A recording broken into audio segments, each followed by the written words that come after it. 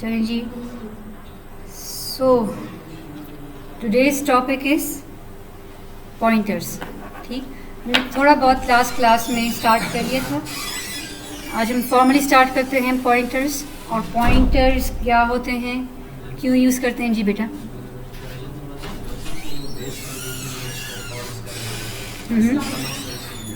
देख, वालेकुम सलाम. रिकर्शन में किस पॉइंट की समझ नहीं आई? यस, उसको कैसे फॉल्स करना. आपको अगर एक रिकर्शन वाला फंक्शन दिया जाए कि इसको ट्रेस करें, would you be able to trace it? आपको समझ आएगी कि नहीं आएगी? ठीक, because coming up with your own logic for recursion, वो आपसे एग्जाम में नहीं मांगा जाएगा कि define a function using recursion. ठीक है, बिकॉज खुद से डिटरमिन करना कि बेस केस क्या होगा या बाकी स्टेटमेंट्स क्या होंगे, वो थोड़ा मुश्किल है आप लोगों के लिए. लेकिन कम से कम आपको रिकर्शन की अगर इतनी समझ आ रही है कि अगर एक फंक्शन दिया जाए और आप उसको ट्रेस कर सकें, देन इट्स ओके. लेकिन अगर आपको समझ नहीं आई, इट मीन्स की रिकर्शन समझ नहीं आई. So let's have a quick look at recursion and then we move towards pointers. और कितने बच्चों को समझ नहीं आई रिकर्शन की? नहीं आई. ठीक, चलें जी. सो जी, किसकी एग्जाम्पल? सॉरी, हाँ, तो उसी एग्जाम्पल को हम देखेंगे ना. आपसे खुद कहा गया था कि define a function using recursion. Sir कौन से हैं? तो साद राशिद से तो मैंने बात की थी कि सर मैं तो उनको क्लास में कम से फ़िलहाल इतना नहीं एक्सपेक्ट कर रही कि they would come up with your own logic, but they should be able to at least trace it. So example तो मैंने आपको फिबोनाची की भी कराई थी और फैक्टोरियल की कराई थी. यही दो मोस्ट टिपिकली यूज्ड होती हैं समझाने के लिए.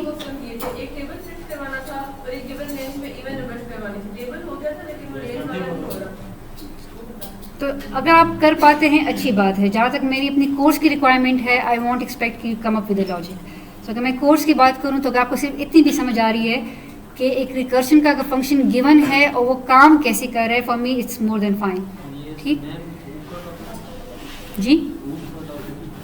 रिकर्शन बेसिकली डेटा स्ट्रक्चर्स में आप लोग दोबारा से पढ़ते हैं. जब आप, because there are some data structures which hold the data, और जब आप उस पर ट्रेवर्सर करते हैं, breadth first search, depth first search, tree wise, उसमें रिकर्शन यूज़ होती है.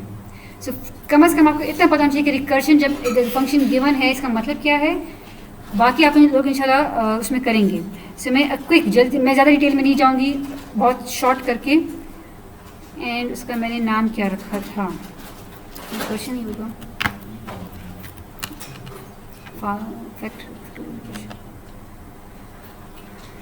चलें जी. सो ये अच्छा, फिलहाल ये फैक्टोरियल का देख लेते हैं. So we are declaring a function factorial जो कि एक इंटीजर वैल्यू लेगा और उसका फैक्टोरियल हमें रिटर्न करेगा. ठीक. सो सपोज अगर मैं x7 पास करूं तो फैक्ट में क्या आना चाहिए? 7 का फैक्टोरियल आना चाहिए. तो फर्स्ट टाइम मेन जब कॉल करेगा फैक्टोरियल ऑफ 7, तो कंट्रोल कहाँ जाएगा? प्रोग्राम पे जाएगा. हम जाएंगे फैक्टोरियल ऑफ 7 पे. नम को क्या वैल्यू मिल गई? 7. ठीक, नहीं, ये तो रिपीटिशन के थ्रू है, it's not by recursion. Recursion वाला जो है वो नहीं लिखा हुआ मैंने यहाँ पे. So what is the definition of recursion वाले की बताएं जी. Yes, so a function calling itself is the concept of recursion. तो फैक्टोरियल अगर मैं नम पे कॉल करूँ, फॉर एग्जांपल अगर मुझे 7 का फैक्टोरियल चाहिए, तो 7 का फैक्टोरियल के लिए मुझे क्या पता होना चाहिए? मुझे 7 को किस से मल्टीप्लाई करना होगा? 6 के फैक्टोरियल से. So I would write num multiply factorial num -1, और इस फंक्शन को ये चीज़ रिटर्न करनी है सिंपली. बट हमने ये कहा था कि रिकर्शन में हमने एक चीज़ का ख्याल रखना है कि what is the base case, कहाँ पे जाके ये स्टॉप होगा. बिकॉज ये फिलहाल क्या कर रहा है, अगर मैं बेस केस नहीं दूंगी तो क्या होगा? ये किसको कॉल करेगा? ये 7 इंटू फैक्टोरियल ऑफ 6 को कॉल करेगा और उसका वेट करेगा कि वो जब तक मुझे रिजल्ट रिटर्न ना करे. फैक्टोरियल ऑफ 6 जब कॉल होगा वो किसको कॉल करेगा? वो 6 मल्टीप्लाई फैक्टोरियल ऑफ 5 को कॉल करेगा. फैक्टोरियल ऑफ 5 फिर 4 को करेगा, 3 को करेगा, 2 को करेगा, 1 को करेगा. फैक्टोरियल ऑफ 1 किसको कॉल करेगा? फैक्टोरियल ऑफ 0 को, फैक्टोरियल ऑफ 0 किसको कॉल करेगा, -1 को। सो ये तो चलता रहेगा, इन्फिनिटी तक चलता रहेगा। So we have to make it stop somewhere. तो वो स्टॉप हमने कहाँ पे कराना है, 0 पे। तो हम कहते हैं कि जब ये नम अगर इवन स्टार्ट में भी इसको 0 पास होता है, या अगर आखिर में कहीं जाते जाते ये नम की वैल्यू 0 हो जाए, तो फिर हमने क्या रिटर्न करना है, return 1, simple. This is factorial function. ठीक, इसको समझने के लिए आप इसको ट्रेस करते हैं। ट्रेस करते वक्त आप इसको रफ कॉपी में या रफ वर्क में simply you just have to write something like that कि पहले अगर फैक्टोरियल ऑफ 5 कॉल हुआ है तो वो किसको कॉल कर रहा है, वो 5 को मल्टीप्लाई करेगा फैक्टोरियल ऑफ 4 के साथ। फैक्टोरियल ऑफ, इसमें नम की वैल्यू क्या हो जाती है, यहाँ पे 5 है। जब फैक्टोरियल ऑफ 4 कॉल होगा तो उसमें नम की वैल्यू क्या हो जाएगी, 4 हो जाएगी। ठीक, यानी हर दफ़ा फैक्टोरियल में नम नाम का वेरिएबल बन रहा है। इसी तरह फैक्टोरियल ऑफ 4 किसको कॉल करेगा, वो 4 को मल्टीप्लाई करेगा by multiplying it with factorial of 3। जब फैक्टोरियल ऑफ 3 कॉल होता है तो नम की वैल्यू क्या हो जाती है, 3 होती है। ये फंक्शन क्या करता है, ये फिर नम को मल्टीप्लाई करता है किसके साथ, फैक्टोरियल ऑफ नम -1 के साथ, विच इज़ 2। जब ये फंक्शन कॉल होता है तो नम की वैल्यू क्या हो जाएगी, 2 हो गई। ठीक, ये फंक्शन क्या करता है, ये नम को मल्टीप्लाई करता है फैक्टोरियल ऑफ नम -1 के साथ, विच इज़ 1। तो जब फैक्टोरियल ऑफ 1 कॉल होगा नम की वैल्यू क्या हो जाएगी, 1 हो जाएगी। फैक्टोरियल ऑफ 1 क्या करता है, वो नम को मल्टीप्लाई करता है, 1 को मल्टीप्लाई करता है फैक्टोरियल ऑफ नम -1 के साथ, विच इज़ 0। नम की वैल्यू क्या होगी फैक्टोरियल ऑफ 0 में, 0। और जब नम की वैल्यू 0 हो जाती है तब ये रिटर्न करना स्टार्ट करते, तो वो क्या रिटर्न कर रहे हैं, 1। तो जब नम की वैल्यू 0 होगी तो फैक्टोरियल ऑफ 0 ने रिटर्न किया 1। ठीक, फैक्टोरियल ऑफ 0 ने रिटर्न किया 1। 1 किसको मिला, ये फैक्टोरियल ऑफ 1 की डेफिनेशन है। 1 इसकी जगह पे आ गया, 1 मल्टीप्लाई 1 ये कहाँ पे आ जाएगा, इसकी जगह पे 2 मल्टीप्लाई 1 इसकी जगह पे 2, सो ऑन। सो बेसिकली इस कोर्स में अगर आपको इसकी समझ आ गई है then it's okay. I won't give you any question. Lab में है, आई टॉक टू सर कि मैं इनको कम से कम, बिकॉज हमें स्पेसिफिकली कहा गया था कि even the recursion may be too advanced for you people. ठीक, सो दैट्स मैं आपको सिर्फ इतना समझा रही हूँ कि you should be able to understand कि रिकर्शन का अगर फंक्शन होता है तो वो काम कैसे करता है। Coming up with your own logic for recursion it can B फिलहाल टू कॉम्प्लेक्स फॉर यू। ठीक, तो अगर आप लैब वाले इनसे बात करें कि सर पहले कोशिश करें, it's practice of your logic building. If you can come up with it good, नहीं कर पाते तो वो सर की मर्जी के ऊपर आप कैसे एवेलुएट करते हैं। लेकिन थ्योरी के पार्ट में I assure you there will be no question कि define a function using recursion. ठीक, अच्छा अभी तो एक सिंगल फंक्शन कॉल है ना, एक फंक्शन फैक्टोरियल, इसमें सिर्फ एक दफ़ा कॉल हो रहा है। और फिबोनाची में हमने क्या देखा था कि फिबोनाची के अंदर फिबोनाची वाला फंक्शन 2 नंबरों पे कॉल हो रहा था। कैसे, यानी जो फिबोनाची ऑफ वो है नम है वो किसको कॉल करता है, वो नम -1 को कॉल करता है और उसी फिबोनाची को फिर वो नम -2 पे कॉल करता है और दोनों को प्लस करके रिटर्न करता है। ठीक, किसकी डेफिनेशन है, ये फिबोनाची की है। अगेन इसकी बेस केस क्या होगी, सपोज आपने 5 पास किया, ये क्या करेगा, फिबोनाची को 4 पे कॉल करेगा और 3 पे भी कॉल करेगा। 4 वाला 3 को कॉल करेगा और 2 को कॉल करेगा। स्टॉप हम कहाँ पे होंगे, हम कह रहे हैं कि अगर नम जो है या तो 1 हो या 0 हो, तो अगर तो 1 है तो 1 रिटर्न करे, अगर तो 0 है तो 0 रिटर्न करे। तो इस केस में जब 2 फंक्शन कॉल जाती है ना तो इसको आप फिर इस तरह नहीं कर सकते जैसे मैंने यहाँ पे किया था, बिकॉज यहाँ तो एक कॉल जा रही है ना हर फंक्शन को, अब 2 कॉल जा रही हैं तो उसके लिए फिर आप ट्री स्ट्रक्चर बना सकते हैं। जैसे हमने किया था कि फिबोनाची ऑफ, सपोज अगर हम 4 से स्टार्ट करते हैं तो ये किसको कॉल करेगा, ये फिबोनाची ऑफ 3 को कॉल करेगा और फिबोनाची ऑफ 2 को कॉल करेगा, फिर ये किसको कॉल करेगा, 2 को 1 को। इस तरह फिर आप इसको ट्रेस करके you can come up with the output अगर मल्टीपल फंक्शन कॉल्स हों। ठीक, चलिए नया टॉपिक है पॉइंटर्स का। सो व्हाट इज़ बेसिकली पॉइंटर्स। अगर आपको याद हो जब हम अरे पढ़ रहे थे और अरे जब हम फंक्शन को हमने एक अरे पास की थी,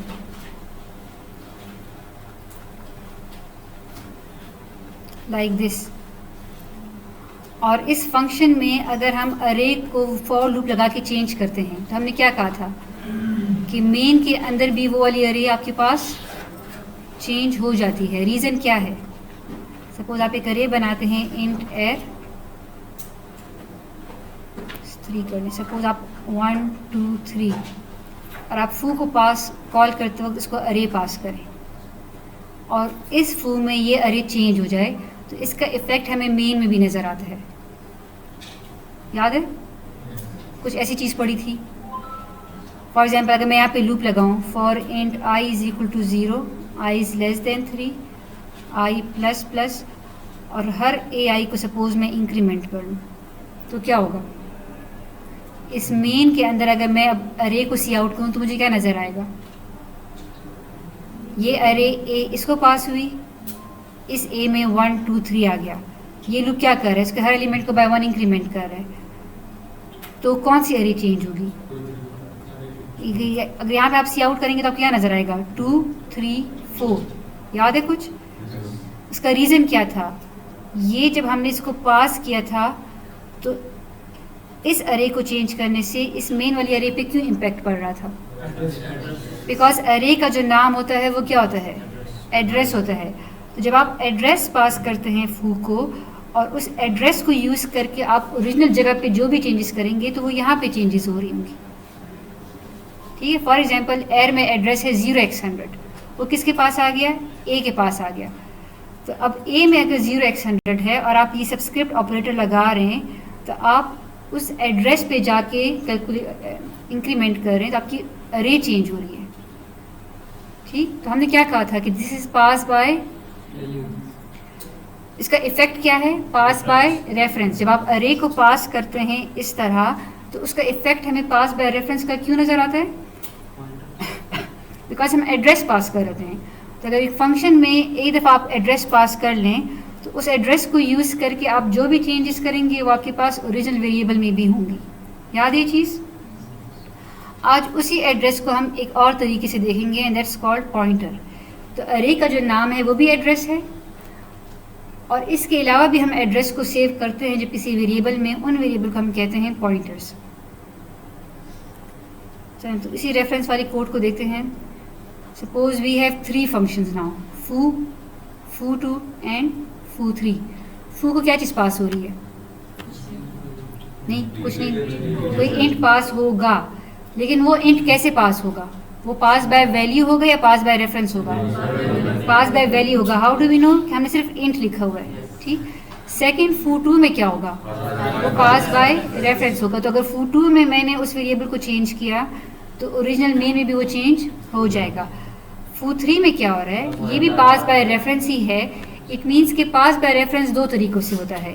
one is using aliases and the other is using pointer. So what is basically pointer? Suppose we have variable x जिसकी वैल्यू है 10। y क्या है? y जो है वो x का एलियस है। हमें कैसे पता चला? बिकॉज y को डिक्लेयर करते वक्त हम यहाँ पे m% लगाया और साथ ही उसको इनिशियलाइज किया with x। So y is another name for x। तो अगर आप दोनों के एड्रेसेस प्रिंट करेंगे तो आपको क्या नज़र आना चाहिए? Same. y and x are same variable. इसको हम क्या कहते हैं? y इज़ एन एलियस, या एक और नाम क्या कहते हैं? Reference variable. ठीक, यहाँ तक बात क्लियर है? अब क्या हो रहा है इसमें? ज़रा देखें, y जो है वो x का दूसरा नाम है, y x का एड्रेस नहीं है, y x का दूसरा नाम है सिर्फ। ठीक, लेकिन यहाँ पे हम लोग क्या लिख रहे हैं? जहाँ हम ये स्टेटमेंट लिखते हैं int steric z is assigned address of x। इसको आप पहले ऐसे पढ़ें। int steric z का क्या मतलब है? कि z एक ऐसा वेरिएबल है जिसकी अपनी टाइप int नहीं है। बिकॉज अगर इसकी अपनी टाइप int होती तो हम क्या लिखते? int z लिखते। It is int steric। int steric का मतलब ये है कि z एक पॉइंटर है।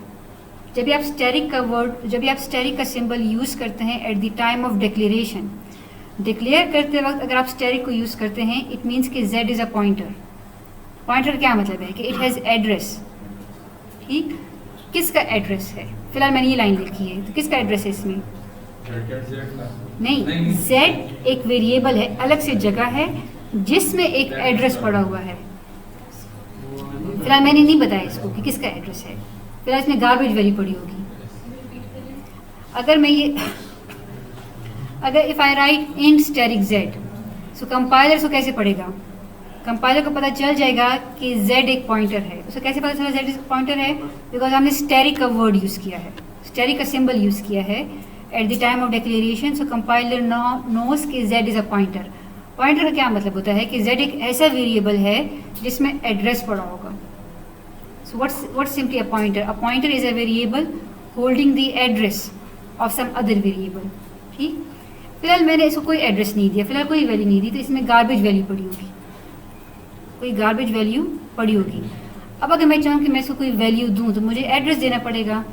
सो अगर मैं इसको यहाँ पे भी एड्रेस दे सकती हूँ, बाद में भी, और at the time of initialization भी दे सकती हूँ। सपोज आई राइट z, अब मैंने इसको सपोज x का एड्रेस देना हो, तो what would I right? Address को रिप्रेजेंट करने के लिए हम क्या लिखते हैं? सी आउट के लिए हमने एम्परसेंड यूज़ किया था ना। इसी तरह अगर इसी एड्रेस को अगर मैं सेव करना चाहूँ तो I can write z is assign the address of x, ठीक, क्लियर चीज़? z में x का एड्रेस आ गया है। नहीं, अब अगर कोई भी वैल्यू रखेंगे 1 2 3 लिखेंगे तो एरर आएगा। z चूँकि अब एक पॉइंटर है तो इसमें सिर्फ एड्रेस आ सकता है। अब एड्रेस लेने के दो तरीके हैं। एक तरीका तो ये है कि एग्जिस्टिंग वेरिएबल बना हो, फॉर एग्जांपल x बना है और उसका आपने इसको एड्रेस पास कर दिया है। फिलहाल अभी हम एक तरीका पढ़ रहे हैं कि how to give the address. It's just like कि आपने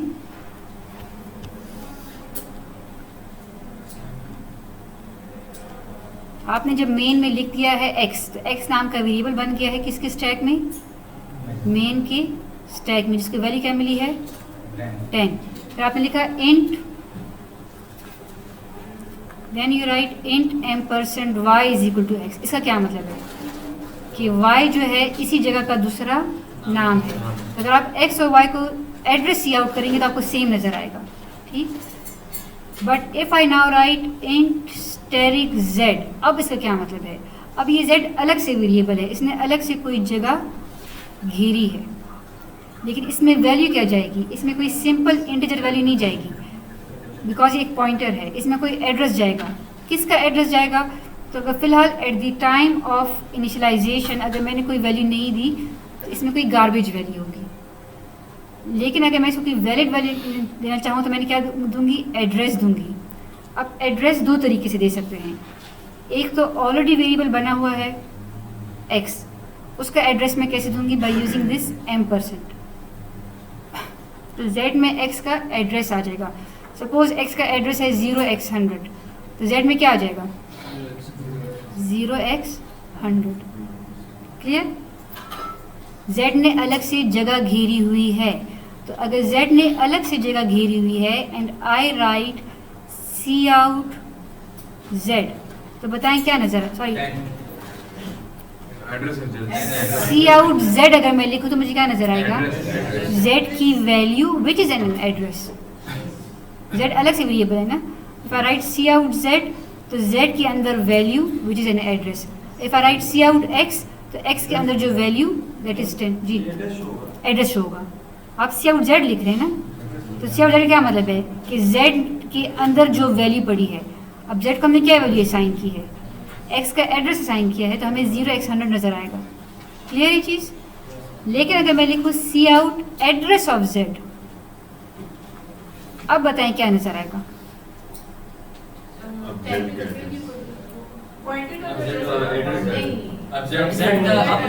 z का अपना जो एड्रेस है, z ने ये जगह जो घेरी हुई है, ये जगह जो z ने घेरी हुई है, इसका अपना भी तो कोई एड्रेस होगा ना।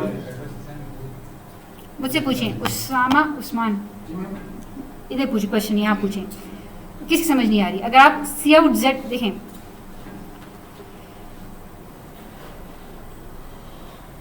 जब हमने ये लाइन लिखी इंट स्टैटिक z, इसका क्या मतलब है कि z ने अलग से कोई जगह घेरी है, ठीक। और z एक पॉइंटर है। पॉइंटर क्या मतलब है कि ये किसी को पॉइंट करेगा, यानी किसका एड्रेस इसमें पड़ा होगा। किसका एड्रेस पड़ा होगा? क्योंकि हमने वर्ड इंट यूज़ किया है, इट मीन्स कि इसके अंदर किसी इंटीजर वेरिएबल का एड्रेस पड़ा होगा, बट फिलहाल वो वैल्यू क्या है वो हमें नहीं पता। ठीक, फिर हमने लिखा z is the address of x। x जहाँ पड़ा हुआ है उसका जो एड्रेस है वो z को असाइन करो, तो इसको मिल गई ये वैल्यू। तो जिस तरह x को सी आउट करेंगे तो x की वैल्यू नज़र आएगी, लेकिन अगर मैं सी आउट एड्रेस ऑफ x लिखूँ तो मुझे क्या नज़र आएगा? x का एड्रेस नज़र आएगा। इसी तरह अगर मैं सी आउट z करूँगी तो z की वैल्यू नज़र आएगी, विच इज़ एन एड्रेस। लेकिन अगर मैं सी आउट एड्रेस ऑफ z लिखूँ तो इसने भी, इस जगह का भी कोई ना कोई एड्रेस तो होगा ना। अगर ये मेमोरी में अलग से जगह है तो इसका अपना भी कोई एड्रेस होगा। Suppose that is 0x200।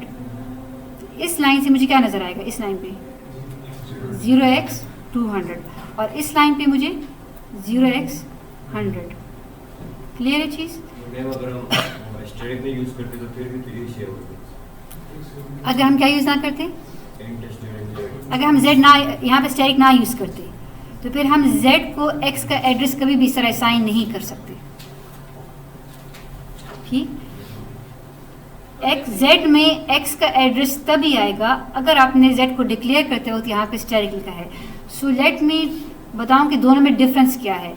इस लाइन में और इस लाइन में डिफरेंस क्या है। यहाँ पे जो y है it is an alias of x। हमें कैसे पता चला? बिकॉज y को डिक्लेयर करते वक्त हमने m% लिखा हुआ है, तो y is another name of x, लेकिन y ने अलग से कोई जगह नहीं घेरी। यानी अगर आप y का सी आउट एड्रेस सी आउट करेंगे तो आपको x का एड्रेस ही नज़र आएगा। सो y is not a variable जिसके अंदर एड्रेस सेव हो रहा है, y is just another name for this जगह। तो अगर आप सी आउट x करेंगे तब भी 10 नज़र आएगा, सी आउट y करेंगे तब भी 10 नज़र आएगा। ठीक, लेकिन z चूँकि एक पॉइंटर है तो उसको हमें कैसे पता चला कि पॉइंटर है? बिकॉज डिक्लेयर करते वक्त हमने स्टैटिक यूज़ किया। इट मीन्स कि it can not hold values, it can only hold addresses. अब एड्रेस किसको कहाँ से आएगा? तो दो तरीक़ों थे एड्रेस को लेने के। फर्स्ट इज़ कि आपके पास ऑलरेडी एक वेरिएबल बना है, उसने ऑलरेडी एक जगह घेरी है, आपने एड्रेस ऑपरेटर यूज़ करके उसका एड्रेस लिया और उस एड्रेस को आपने इसको असाइन कर लिया। तो अब z में एड्रेस आ गया, नाउ इट्स अ पॉइंटर। तो एलियस जो है वो एड्रेस नहीं स्टोर करता, एलियस वैल्यू ही स्टोर करता है। ठीक है, जबकि जो पॉइंटर है वो एड्रेस स्टोर करता है। अब इसकी मैं डिटेल में नहीं जाती कि y असल में बैक एंड पे कोई एड्रेस का काम ही हो रहा होता है, लेकिन फिलहाल उसमें हम कन्फ्यूजन में नहीं जाते। हम इसको ऐसे ही पढ़ेंगे कि y is another name for x। इसने अलग से जगह नहीं ली, जबकि z ने अलग से जगह ले ली है। Variable x declared, but y will be alias of x. Sorry? Y integer y with the x alias हो जाता है x का। ये जब आप ये लिखते हैं, जब आप फिर मैम 8 बाइट्स में बस टोटल साइज या 4 ही रहेगा। नहीं, y का अगर आप साइज ऑफ y लगाएंगे तो 4 बाइट्स ही होगा, अगर if it's an alias of an integer variable. तो मतलब उसका पूरा चीज़ जो स्टोर जहाँ स्टोरेज रहती है वो टोटल 8 बाइट्स होगा या 4 होगा? ये आप एलियस की पूछ रहे हैं या पॉइंटर का पूछ रहे हैं? एलियस। इस केस में y is an alias of x। ठीक, तो 4 बाइट्स ही आपको नज़र आएगा, इसने अलग से जगह नहीं घी। ठीक, वो x वाली जगह, तो अगर आप सी आउट साइज ऑफ y भी करेंगे तो आपको x का साइज रिटर्न करेगा, विच इज़ 4 बाइट्स। ठीक, पॉइंटर की केस में पॉइंटर का अपना साइज क्या है? पॉइंटर एड्रेस सेव कर रहा है ना, उसका अपना साइज क्या है वो एक अलग वैल्यू होती है, वो हम अभी देखते हैं, which will not be 4 bytes. Pointer जिसको पॉइंट कर रहा है, जिसका एड्रेस पड़ा हुआ है वो 4 बाइट्स का है। पॉइंटर के अंदर अपनी वैल्यू चूँकि इंटीजर नहीं है, सो दैट इस पे साइज ऑफ अगर आप लगाएंगे तो 4 बाइट नज़र नहीं आएगा। यहाँ तक क्लियर है? What is z? z के अंदर वैल्यू एड्रेस होती है, पॉइंटर के अंदर वैल्यू एड्रेस होती है, और उस पॉइंटर ने अपनी अलग से जगह घेरी होती है, तो उस पॉइंटर का अपना भी एड्रेस हो सकता है। पॉइंटर खुद एड्रेस सेव करता है किसी और वेरिएबल का, और उस पॉइंटर ने चूँकि अलग से जगह घेरी है तो इस पॉइंटर का अपना भी एड्रेस होगा। यहाँ तक बात क्लियर है सबको? जी नहीं कर सकते, बिकॉज अब आप लिख रहे हैं कि इंट x, इट मीन्स कि it has to store an integer value, जबकि एड्रेस जो होती हैं वो हम किसी एक खास फॉर्मेट में लिखते हैं। वो इंट में नहीं होता? नहीं, that is not an integer. आप सी आउट एक्स, और जब आपने इसको देखना, आपने जब भी एक्स और वाई का इंटीजर एड्रेस सी आउट किया तो क्या आपको इंटीजर नजर आता है? वो तो हेक्साडेसिमल में एक बड़ी सारी वैल्यू लिखी होती है, that can not be stored in integer value. जी, अगर हमें किसी वेरिएबल का एड्रेस पता लगाना हो, can we write it pointer? अगर आपने किसी वेरिएबल का एड्रेस पता करना है तो उसके लिए आप एम्परसेंड ऑपरेटर यूज़ करेंगे, उसका एड्रेस आप ले लेंगे उस तरीके से, और उसको स्टोर फिर आप पॉइंटर में करते हैं। कर सकते हैं, but what if I need the address? Pointer, हमेशा पॉइंटर में करेंगे। यस, स्टोर करने के लिए जो वेरिएबल कहलाया जाता है उस वेरिएबल को हम पॉइंटर कहते हैं। लेकिन अब आपको एक्स का एड्रेस चाहिए ना, तो एक्स का एड्रेस कैसे आएगा आपके पास? You have to use this ampersand operator. अगर एक्स ऑलरेडी बना है, मैं बार बार ये बात कर रही हूँ कि एड्रेस के दो तरीके होते हैं। इट मीन्स कि एड्रेस हम किसी और तरीके से भी ले सकते हैं। फिलहाल जो हम तरीका पढ़ रहे हैं वो क्या, कि एक वेरिएबल अगर ऑलरेडी बना है तो उसका एड्रेस हम कैसे लेते हैं? Using the ampersand operator. और फिर इसको सेव कहाँ पे करते हैं? कहाँ पे सेव करते हैं? पॉइंटर में। और पॉइंटर की टाइप क्या होगी फिर? जो वेरिएबल की टाइप होगी उसका फिर हम स्टैरिक लगाएंगे।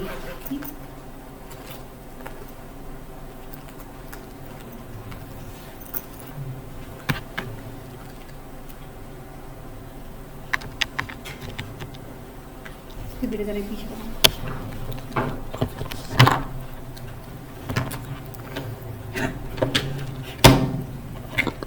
बेटा हो गया। अच्छा, अब अगर मैं x प्लस प्लस करूं तो क्या होगा?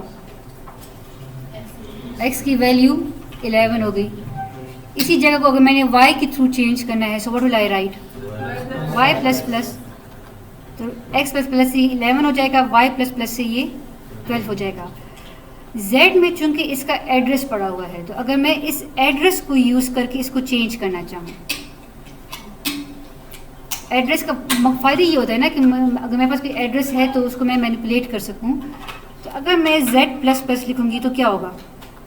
z प्लस प्लस अगर मैं लिखूँ,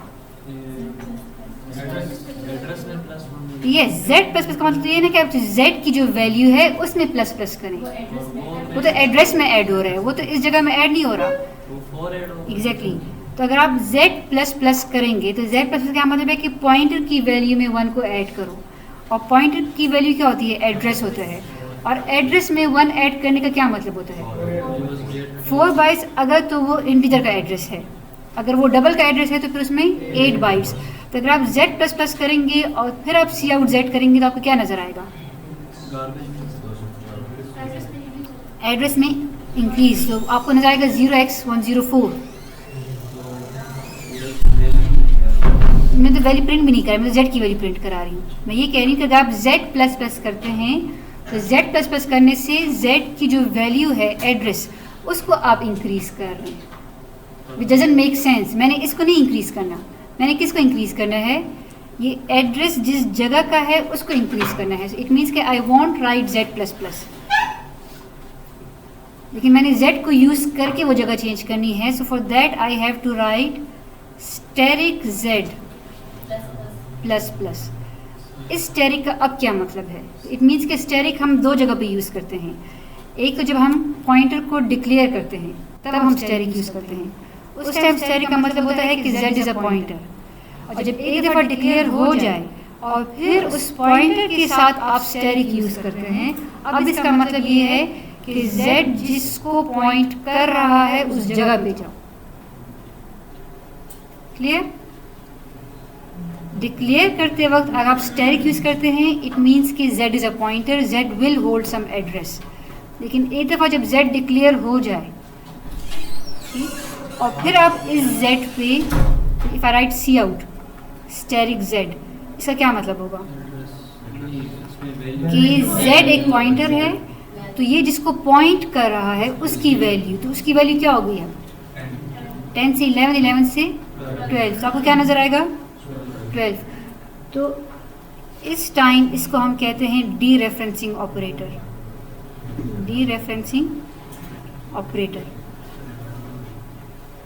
सो जब स्टैरिक को आप एक ऑलरेडी डिक्लेयर्ड पॉइंटर के साथ यूज़ करते हैं, यानी पॉइंटर वो डिक्लेयर हो चुका है और उसके बाद उसके साथ यूज़ करते हैं, इसका मतलब है कि डी रेफर का क्या मतलब है, z में रेफरेंस है, हवाला आ गया है और आप वापस उस हवाले को यूज़ करके उसी जगह पे जा रहे हैं, डी रेफर कर रहे हैं, ठीक।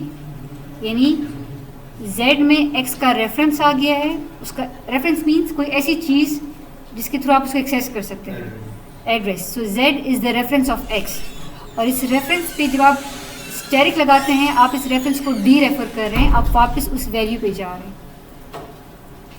क्लियर है सबको? अगर 12 डिस्प्ले होगा, जी 12 डिस्प्ले होगा, sorry, 12 will be display. Value will be displayed, ठीक है। लेट अगर आप सी आउट स्टेरिक z लिखेंगे तो z जिसको पॉइंट कर रहा है, अब z किसको पॉइंट कर रहा है, x को, तो उसकी वैल्यू डिस्प्ले होगी जो भी करंट वैल्यू है।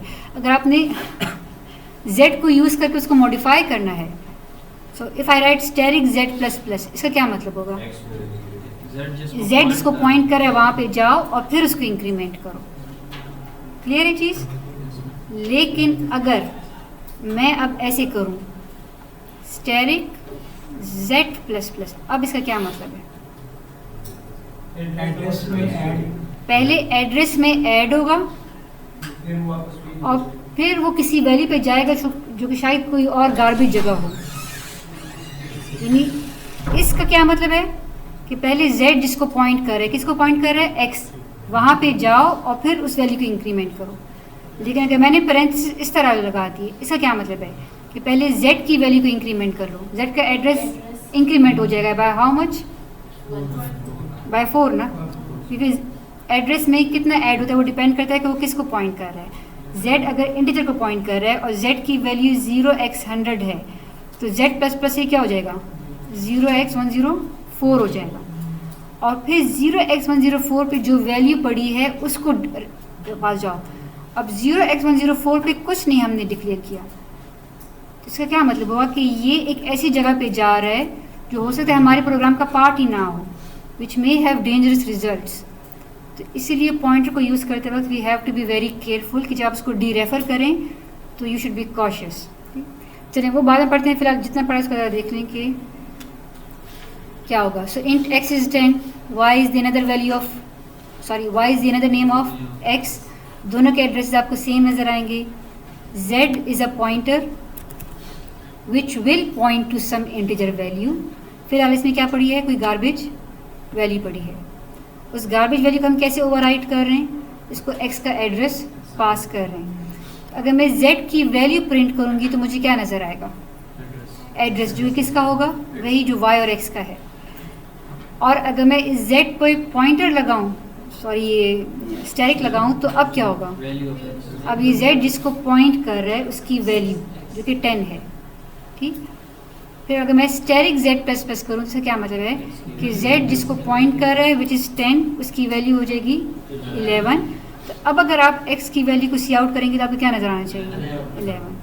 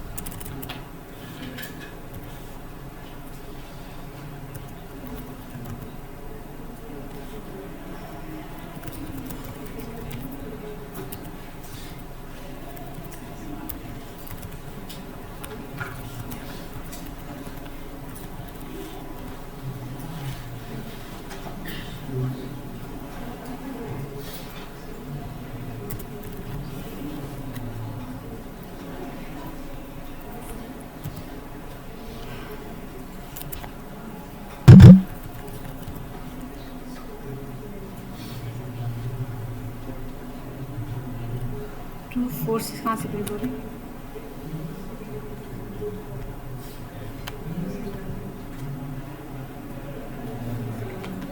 रेफरेंस 3.cpp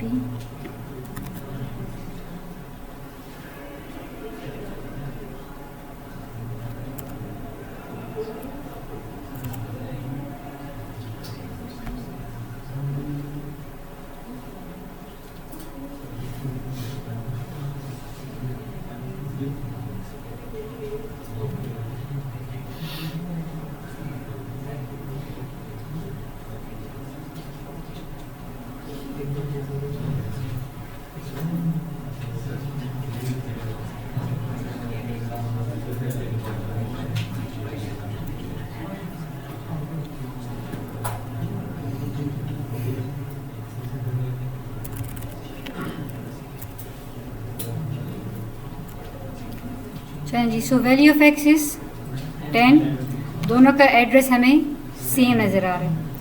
कैसे हमने प्रिंट किया है? By using the m% operator with y and x। लेकिन z की वैल्यू को सी आउट करने के लिए हमने सिर्फ z लिखा था। तो z की वैल्यू क्या होती है?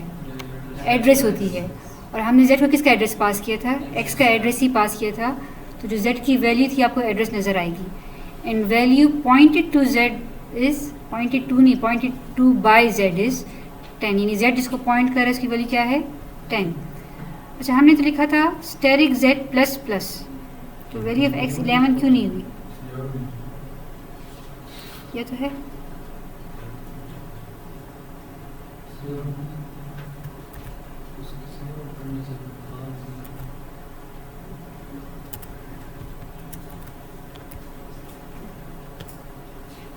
किसको सी आउट करनी है? यहाँ पे लिख रहे हैं ना वैल्यू ऑफ x, बाद इसके बाद ही कर रहे हैं ना।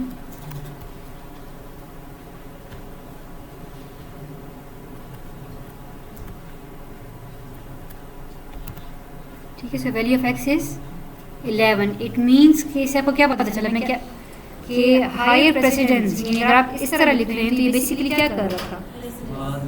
ये z को पहले इंक्रीमेंट करके उसकी वहाँ पे जाने की कोशिश कर रहा था, तो x की वैल्यू इंक्रीमेंट नहीं हो रही थी। इट मीन्स कि अगर हमने x की वैल्यू इंक्रीमेंट करनी है तो पहले हमें यहाँ पे पेरेंथेसिस डालना पड़ेगा, z जिसको पॉइंट कर रहा है x, और फिर उसकी वैल्यू को हमें इंक्रीमेंट करनी होगी। यहाँ तक बात क्लियर है? पहले पॉइंट, तो पॉइंट करने के लिए इट मीन्स के प्रायोरिटी किसकी ज़्यादा है इस केस में? इट मीन्स के इंक्रीमेंट ऑपरेटर की प्रायोरिटी ज़्यादा है। तो ये कंपाइलर को कैसे पढ़ रहा है? पहले एड्रेस को इंक्रीमेंट करो और फिर वहाँ पे चले जाओ, जो कि x की वैल्यू नहीं है। तो अगर हम चाहते हैं कि पहले x पे जाएं तो हमें प्रायोरिटी को इस तरह ओवरराइड करना पड़ेगा कि पहले x पे चले जाओ और फिर उसको इंक्रीमेंट कर लो। क्लियर ये चीज़? अगर ये कॉन्सेप्ट क्लियर है तो चलें अब पास बाय वैल्यू। अब हम ये देखते हैं कि अगर फंक्शन को हम पॉइंटर पास करें तो क्या होता है। तो फू इज़ अ फंक्शन जिसको हम x पास कर रहे हैं। जी देखिए हम क्या कर रहे हैं, अगर हम इसको ऐसे लिख रहे हैं तो वी सॉ कि x की वैल्यू इंक्रीमेंट नहीं हो रही। इसका क्या मतलब है कि इट मीन्स कि पहले z की वैल्यू इंक्रीमेंट हो रही है, एड्रेस जीरो जो भी एड्रेस है, which will be for example ये जो एड्रेस है पहले इसमें 4 ऐड हो रहा है और फिर उस पर हम स्टैक लगा रहे हैं, फिर वो उस जगह पे जा रहे हैं। तो x की वैल्यू नहीं है ना। तो x की वैल्यू को अगर मैंने मॉडिफाई करना है तो पहले हमें क्या करना पड़ेगा? पहले आप स्टेरिक पेरेंथेसिस लगा देंगे, बिकॉज पेरेंथेसिस के बगैर क्या हो रहा है? तो भाई यहाँ पे देखें, पेरेंथेसिस के बगैर इसकी प्रायोरिटी हायर है। तो पहले ये z को इंक्रीमेंट करके d रेफर कर रहा है। मैं चाहती हूँ कि पहले d रेफर कर लूँ और फिर वो वैल्यू इंक्रीमेंट हो जाए। तो फिर मुझे यहाँ पे पेरेंथेसिस लगाने होंगे। Z को पहले इंक्रीमेंट हो गया है, यस, तो उसके बाद हम स्टैटिक यूज कर रहे हैं तो उससे गार्बेज वैल्यू नहीं आनी चाहिए। लेकिन Address change हो गया होगा। हाँ, लेकिन हम स्टेरिक z कर रहे हैं ना, उसको कुछ कर नहीं रहे ना। यानी आपने एड्रेस को इंक्रीमेंट किया, आपके पास ठीक है एड्रेस इंक्रीमेंट होकर 0x104 आ गया। अब उस पर आप स्टैक लगा रहे हैं तो 0x104 पर जो भी वैल्यू पड़ी हुई कोई गार्बेज वैल्यू होगी उस पर हम जा रहे हैं, लेकिन उसके साथ आगे हम कुछ नहीं कर रहे ना। सपोज अगर मैं सी आउट करूँ येस तो कुछ गार्बेज वैल्यू नज़र आएगी। लेट्स सी कि क्या गार्बेज वैल्यू नज़र आती है।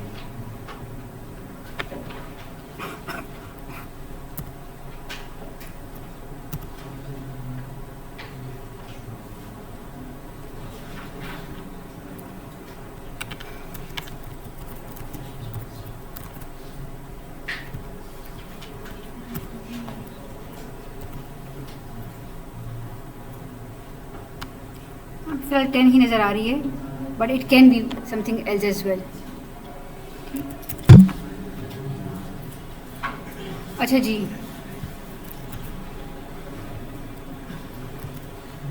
फू ऑफ एक्स को अगर मैं एक्स की वैल्यू फू को पास करूं और मैं वाई को इंक्रीमेंट करूं तो क्या होगा?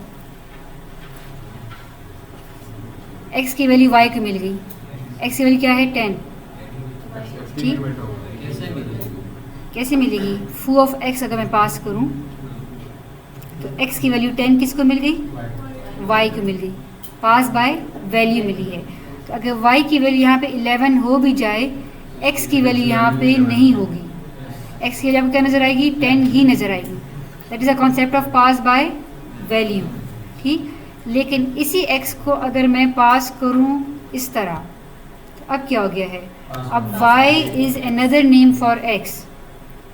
तो y, दो y हैं, एक तो मेन में y है और एक फू2 में y है। तो ये जो फू2 का y है ये भी x का दूसरा नाम है। तो अगर आप y को इंक्रीमेंट करेंगे, आप बेसिकली किसको इंक्रीमेंट कर रहे हैं? x को। तो अगर फू2 के बाद अगर आप x की वैल्यू देखेंगे तो आपको x की वैल्यू 11 नज़र आनी चाहिए। ठीक, यहाँ तक बात क्लियर है? अब फू3 एक ऐसा फंक्शन है जिसको मैं क्या पास कर रही हूँ? x का एड्रेस पास कर रही हूँ। ठीक, तो x का एड्रेस कहाँ पे सेव हो सकता है? x का एड्रेस सेव करने के लिए वेरिएबल की टाइप क्या होनी चाहिए? इंट स्टेरिक p होनी चाहिए। I can not write int p because int p का क्या मतलब है कि int p is assigned address of x। अब सिंपल इंटीजर में तो x का एड्रेस नहीं आ सकता। इट मीन्स कि p has to be declared as a pointer. तो p में किसका एड्रेस आ गया? x का एड्रेस आ गया। ठीक, और जब x का एड्रेस आ गया है और अब मैं लिखूँ स्टेरिक p प्लस प्लस, तो अब क्या होगा? p जिसको पॉइंट कर रहे हैं विच इज़ x, उसको आप इंक्रीमेंट करेंगे तो यहाँ पे आपको x की वैल्यू क्या नजर आनी चाहिए? 12 हो जानी चाहिए, पास बाय रेफरेंस। पहले 10 था, फिर यहाँ 11 हो गया और यहाँ पे अब 12 हो गया है। ठीक,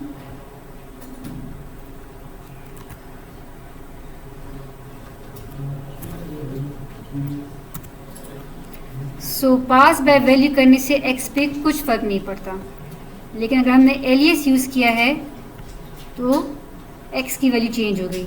इसी तरह जब हमने पॉइंटर यूज़ किया है फिर भी x की वैल्यू चेंज हो गई है। सो इन दोनों को, एलियस को यूज़ करके और पॉइंटर को यूज़ करके, दोनों को हम कंबाइनली कहते हैं pass by reference. So pass by reference is basically what? It means कि एक फंक्शन को हम कैसे कैसे वैल्यूज पास कर सकते हैं? दो तरीक़ों से। One is pass by value and the other is pass by reference। pass to function। एक फंक्शन को आप पैरामीटर कैसे पास करते हैं? आर्ग्यूमेंट। पास बाय वैल्यू में क्या होता है कि वैल्यू पास होती है, बोथ वेरिएबल्स आर डिफरेंट। तो अगर फंक्शन में वैल्यू चेंज हो भी जाए तो ओरिजिनल पे फ़र्क नहीं पड़ेगा, बातें ना करें। पास बाय रेफरेंस के अब दो तरीके हैं, या तो आप एलियस यूज़ करें या आप पॉइंटर यूज़ करेंगे। ठीक है, दोनों का इफेक्ट क्या होगा? ओरिजिनल चेंज होगा। तो एलियस में हम पैरामीटर में लिखते हैं इंट m%y और पॉइंटर के केस में हम पैरामीटर में लिखते हैं इंट स्टेरिक y। पास करते वक्त क्या फ़र्क होता है? कॉल करते वक्त एलियस वाले फंक्शन को अगर हमने कॉल करना है तो मैं कैसे कॉल करूँगी? मेन के अंदर आई वुड जस्ट राइट फू और मैं x को पास कर दूँगी। तो कंपाइलर कैसे पढ़ेगा? Int m%y is assigned x, so y is another value of x। लेकिन अगर मैंने इस फंक्शन को कॉल करना है तो मेन से कैसे कॉल करूँगी? अब फू को मैं क्या पास करूँगी?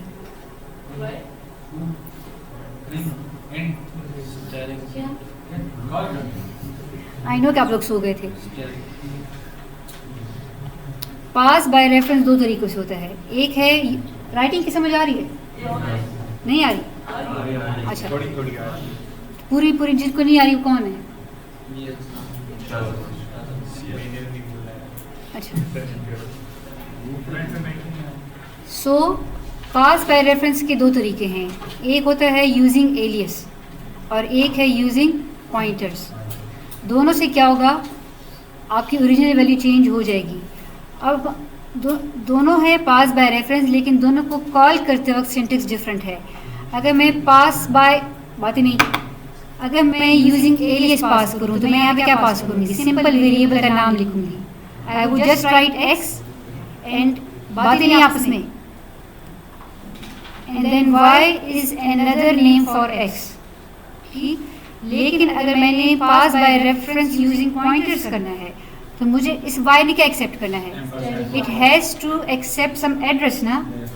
तो मैं क्या स्टैटिक यहाँ से मैं क्या पास करूँगी, m% ऑफ x।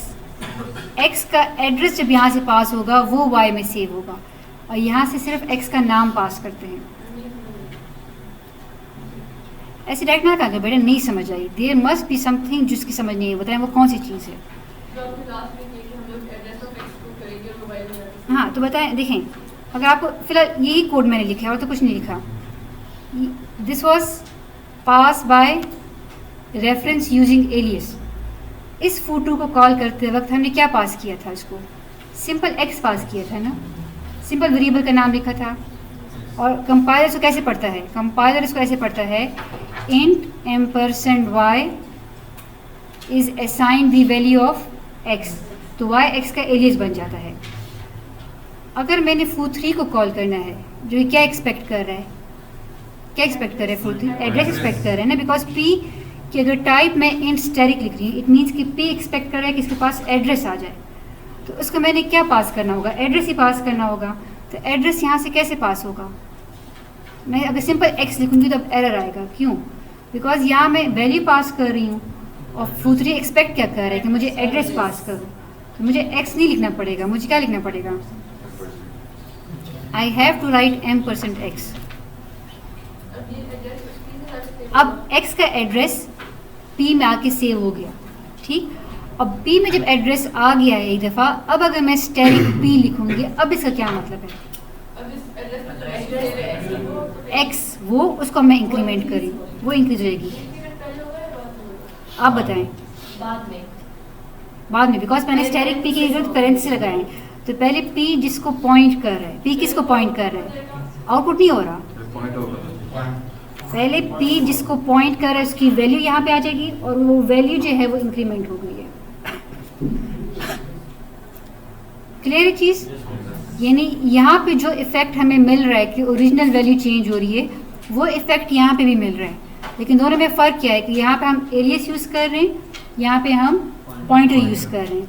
और एलियस और पॉइंटर में इस फ़र्क के अलावा m% और स्टैटिक के अलावा क्या फ़र्क होता है, जब हम उसको कॉल कर होते हैं, एलियस वाले फंक्शन को जब हम कॉल करते हैं तो हम सिर्फ वेरिएबल का नाम लिखते हैं, जबकि पॉइंटर वाले फंक्शन को जब हम कॉल करते हैं तो हमें वेरिएबल का एड्रेस भेजना होगा। क्लियर है अब ये चीज़ सबको? जी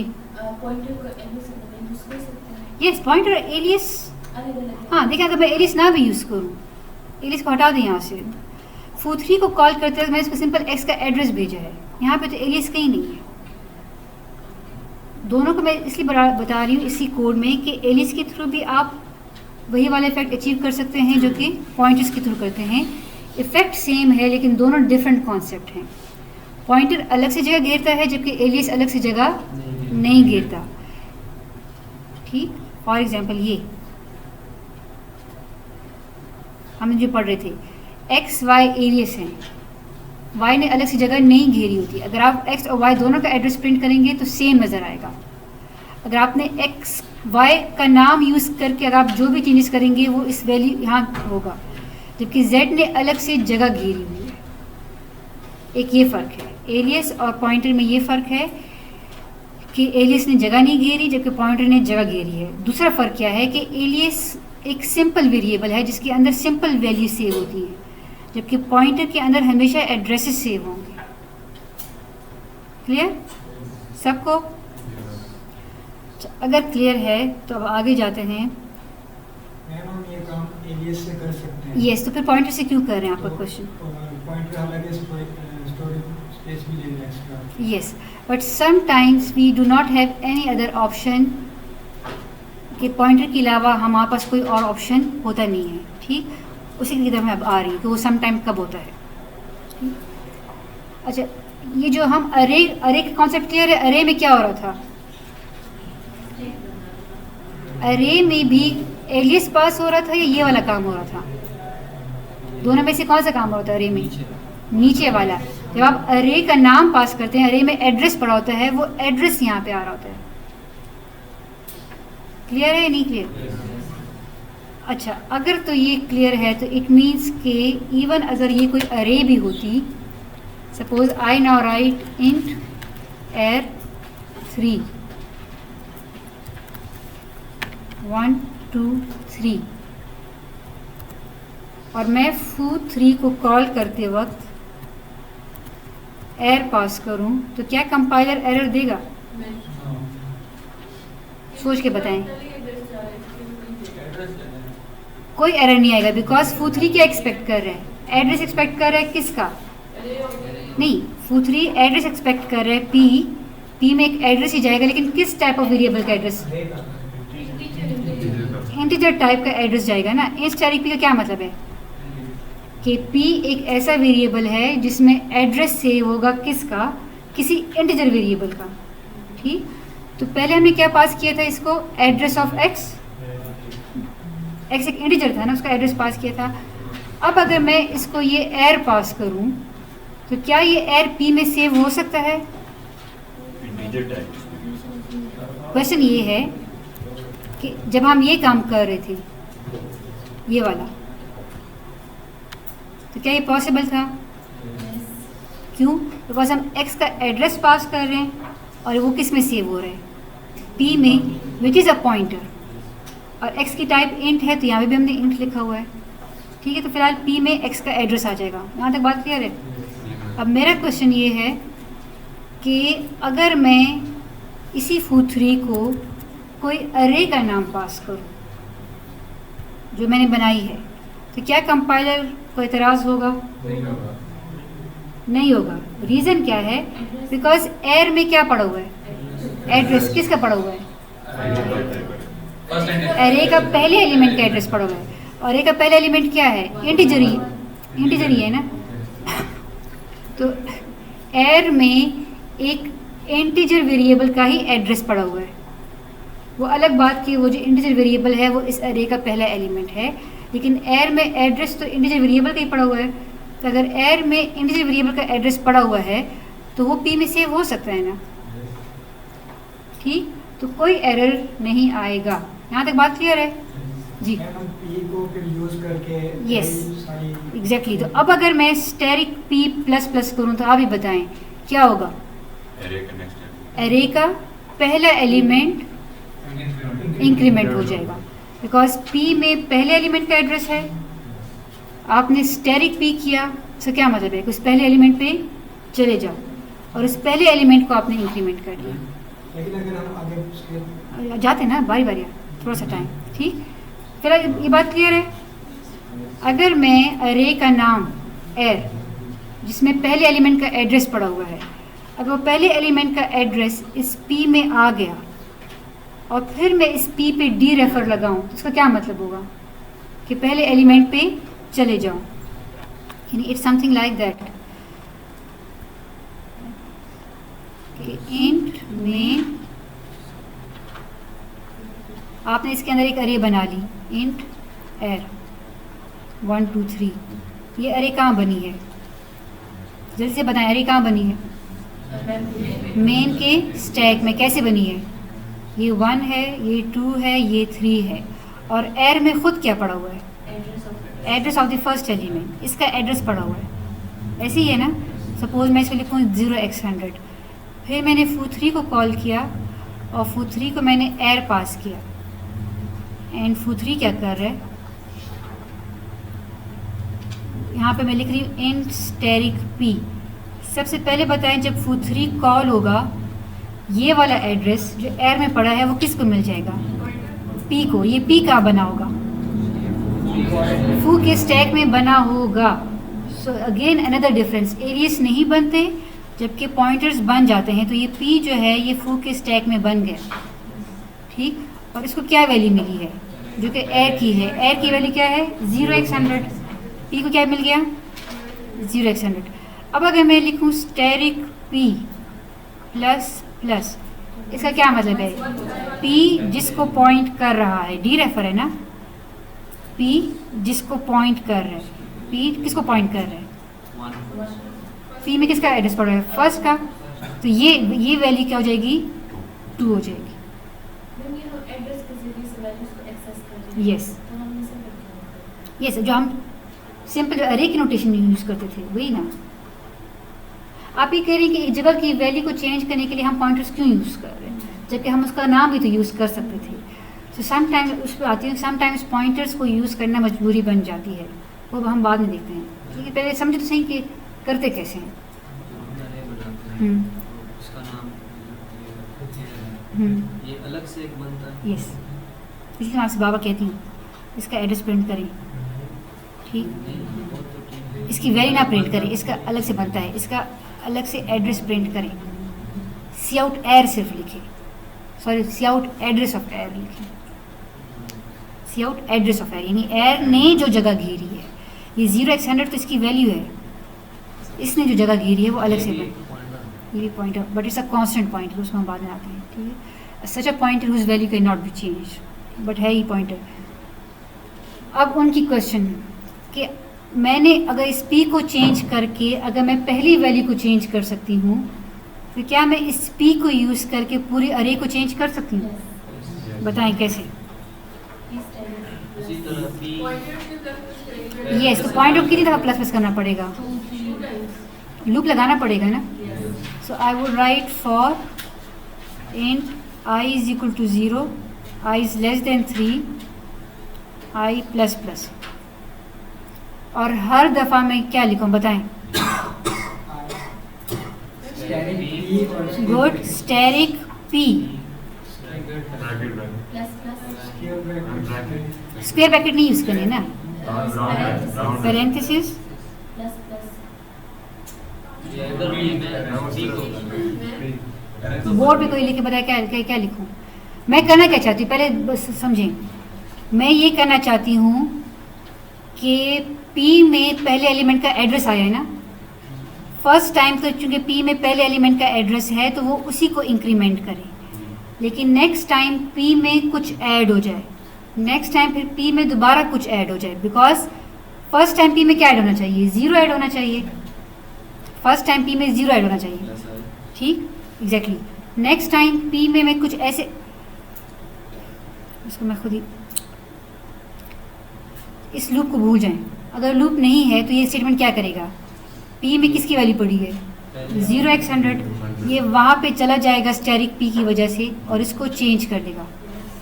अब मैं क्या करना चाहती हूँ कि अब पी में किसका एड्रेस आ जाए, सेकंड का एड्रेस आ जाए ना, तो मुझे फिर क्या लिखना पड़ेगा, मैं एड्रेस को मैं इंक्रीमेंट कर लूँगी, ठीक है, यानी पी का एड्रेस इंक्रीमेंट हो जाए तो ये क्या बन जाएगा 0x104 बन जाएगा, और फिर वहाँ पे जाना है, फिर वहाँ पे जाना पड़ेगा और फिर उसकी वैल्यू को इंक्रीमेंट करना पड़ेगा। एक्सप्लेन कर सकते हैं ये क्यों करना।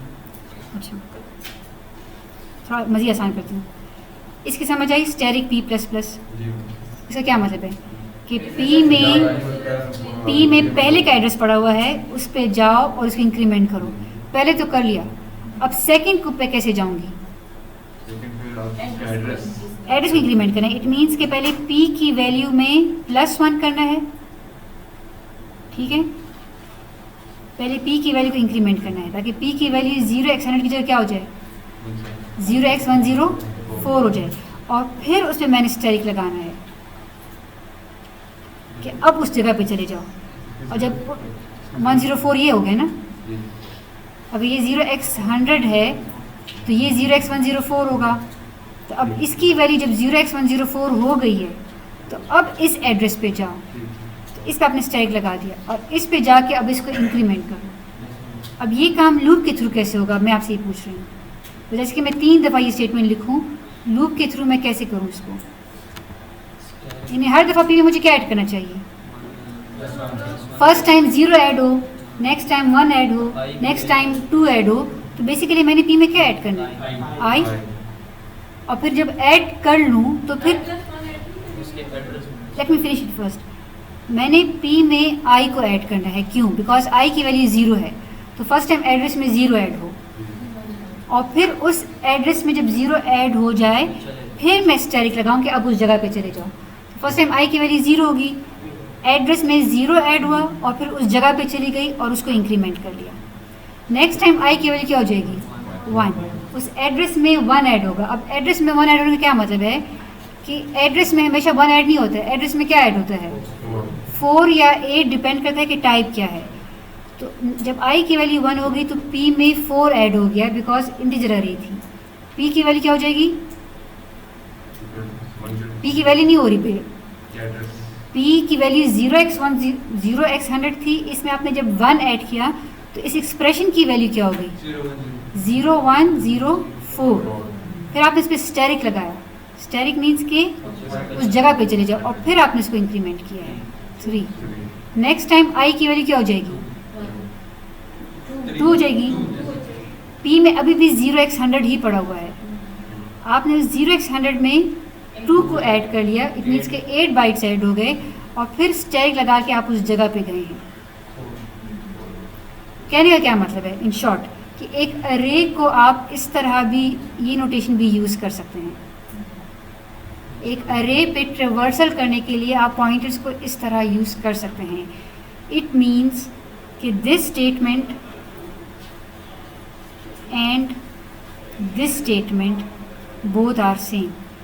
P i plus plus and P plus i करके डी रेफर करना दोनों सेम है। मैं दोबारा से लिखती हूँ। सो वी हैव एन अरे 1 2 3, इसको अगर मैंने सी आउट कराना है सो मैं कैसे लिखूँगी, for int i is equal to 0, i is less than 3, i plus plus cout a i. अब तक हम ये नोटेशन यूज़ करते आ रहे थे अरे को सी आउट करने के लिए। अब चूंकि ए में एड्रेस पड़ा हुआ है तो मैं ये नोटेशन भी यूज़ कर सकती हूँ। I can also write for int i is equal to 0, i is less than 3, i plus plus cout. Array में चूंकि पहले एलिमेंट का एड्रेस पड़ा हुआ है तो फर्स्ट टाइम उसमें आई ऐड करो, आई की वैल्यू 0, और फिर उसको डी रेफर करो। सो इट मीन्स के this notation and this notation is same. Clear? तो इवन वो अरे जो कि आपने इस तरह यूज़ बनाई है उस अरे के लिए आप ये वाली नोटेशन यूज़ कर सकते हैं। ठीक, जरूरी नहीं कि वो फंक्शन को पास करेंगे तब, इवन मेन के अंदर भी इसी अरे को आप इस, and the vice versa is also true. अगर मैं इसको ऐसे ना लिखूं, कहाँ गया कोड,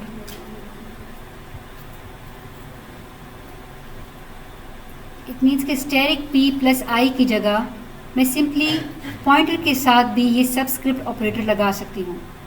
तो इट मीन्स के अरे के नाम के साथ आप डी रेफर भी लगा सकते हैं और पॉइंटर के साथ आप सबस्क्रिप्ट भी लगा सकते हैं। Both are interchangeable. क्लियर हुआ या नहीं क्लियर हुआ? मैं ये कह रही हूँ, दोबारा से सुन। I know it's a difficult topic, तो इसको ज़रा गौर से देखें। फू को अगर मैं पॉइंटर पास करूँ like this and suppose it contains the address of the first element of the अरे, तो अरे के हर एलिमेंट को एक्सेस करने के लिए मैं ये नोटेशन भी यूज़ कर सकती हूँ ए आई, और मैं ए प्लस आई स्टेरिक नोटेशन भी यूज़ कर सकती हूँ। So both will work because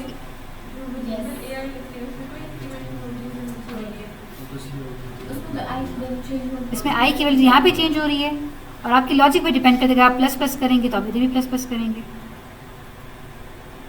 मैं सिर्फ ये कह रही हूँ कि this thing a i is equivalent to this thing. ये तो मैं आपको पहले बताया था कि A0 का क्या मतलब होता है।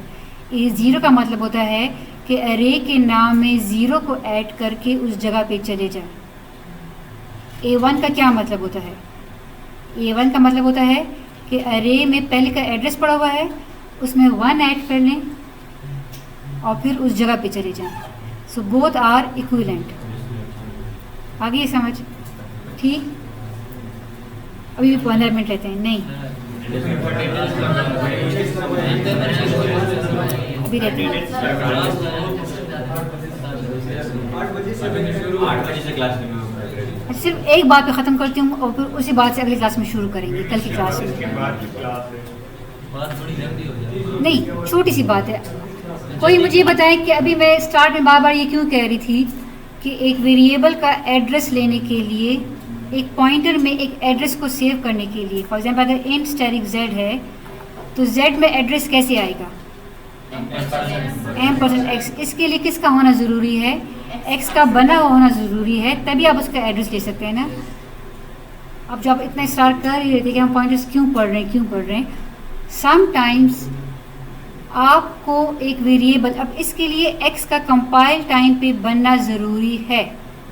x अगर बना होगा तभी आप उसका एड्रेस ले सकते हैं, ठीक। बट समटाइम्स आपको रन टाइम पे जगह घेरनी पड़ती है, यानी वो वेरिएबल कंपाइल टाइम पे बना नहीं होगा, ठीक है। तो जो रन टाइम पे जगह बनाएंगे तो फिर तो मुझे क्या करना पड़ेगा? मैं इंट x तो लिख नहीं सकती, बिकॉज इंट x तो कंपाइल टाइम पे होगा, मुझे रन टाइम पे चाहिए। जी,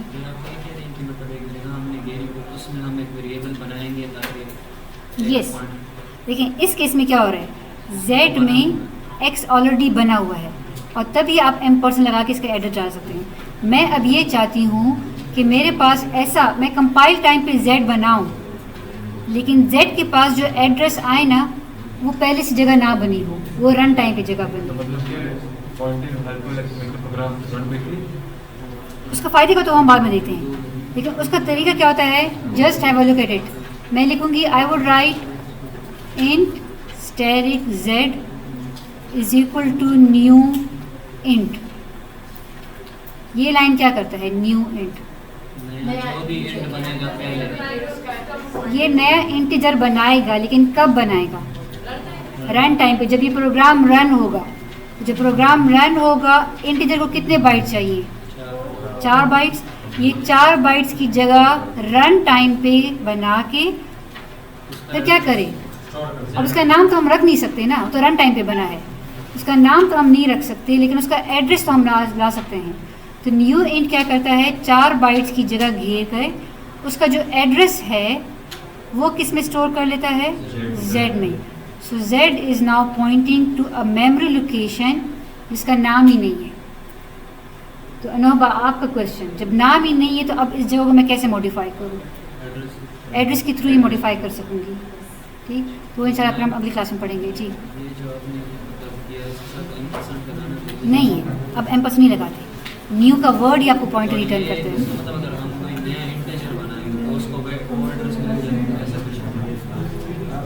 इसका क्या मतलब है, बारह बताएं? इसके बाद ये तो आपने कंपाइल नहीं, ये वाला कंपाइल, ये रन टाइम पे, ये जो न्यू इंट है रन टाइम पे जगह बनेगी और उसका एड्रेस z में बनेगा। z कंपाइल टाइम पे बना होगा। यस। फ़ायदा क्या है, डायनामिक मेमोरी में आपको याद है हमने रन टाइम पे साइज़ यूज़र से ले और फिर उसी साइज़ के मुताबिक जगह बनी, ठीक। इसको हम बाद में बात करते हैं।